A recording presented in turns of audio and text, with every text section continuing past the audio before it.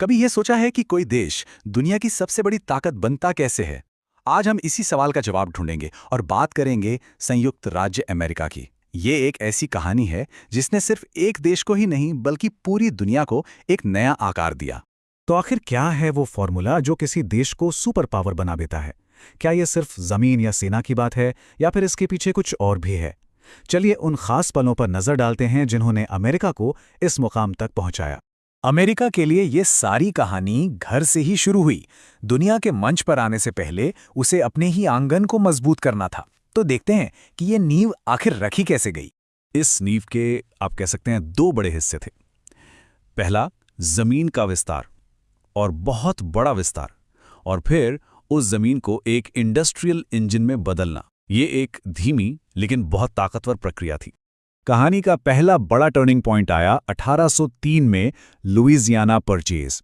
यह सिर्फ एक जमीन का सौदा नहीं था, इसने तो एक ही झटके में देश का आकार दोगुना कर दिया। जरा सोचिए, रातों रात किसी देश का नक्शा डबल हो जाए। यह एक ऐसा कदम था जिसने भविष्य के विकास के लिए जमीन तैयार कर दी। लेकिन सिर्फ खाली जमीन से क्या होता है?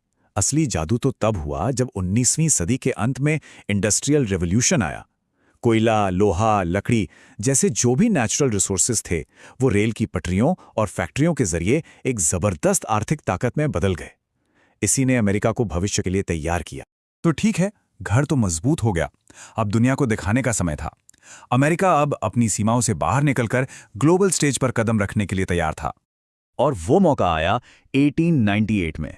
स्पेनिश अमेरिकन वॉर सिर्फ एक लड़ाई नहीं थी, ये दुनिया के लिए एक तरह का ऐलान था कि एक नई ग्लोबल पावर मैदान में आ चुकी है। इस जंग के बाद दुनिया का नक्शा थोड़ा सा बदल गया। प्यूर्टो रिको, ग्वाम और फिलीपींस ये सब अमेरिकी कंट्रोल में आ गए। और ये सिर्फ जमीन हासिल करना नहीं था, ये दुनिया के दो सबसे जरूरी महासागरों में अमेरिकी असर को फैलाने की एक सोची समझी रणनीति थी। दो विश्व युद्धों ने तो जैसे इस बदलाव को रॉकेट की रफ्तार दे दी।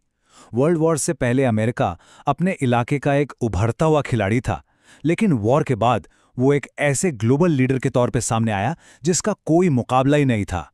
उसकी मिलिट्री और इकोनॉमी दोनों ही बेजोड़ थीं। दूसरे विश्व युद्ध के बाद की दुनिया पूरी तरह से बिखरी हुई थी।